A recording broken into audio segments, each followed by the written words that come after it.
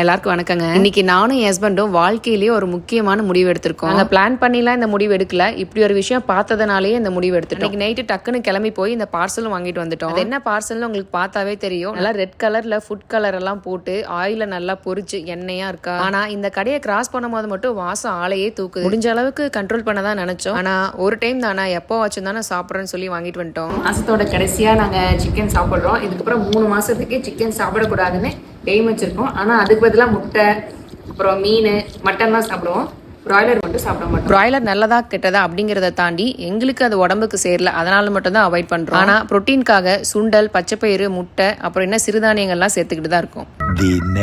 என்னோட ஹஸ்பண்ட் ரொம்ப நாளா ஒரு ஸ்லிப்பர் யூஸ் பண்றாரு. அவருக்கு அது கம்ஃபர்டபுளாவே இல்ல. வேற ஸ்லிப்பர் வாங்குங்கனாலும் வாங்க மாட்டாரு. சரி நீ தான் வாங்கி கூட என்னை சொல்லுவீங்க, நான் வாங்கி கொடுத்தா வேண்டான்னு பத்திரமா வச்சுட்டு போய். இவர்கிட்ட 2000-3000 செப்பல்லாம் இருக்கு. அதெல்லாம் அழுக்காயிருன்னு போட மாட்டேங்கிறாரு. டெய்லி யூஸ்க்காக வாக்கரோ அப்படிங்கிற பிராண்ட்ல இருந்து இந்த 300 ரூபாய் செப்பல் வாங்கினேன். அப்புறமா அதை போட்டுக்கிட்டாரு. நீங்க வந்து கொஞ்சமாவது வேர் வந்துச்சுன்னு என்ன பண்ணணும்னா தாடியிலே இப்படி தொடச்சு விட்டு ஓகேவா.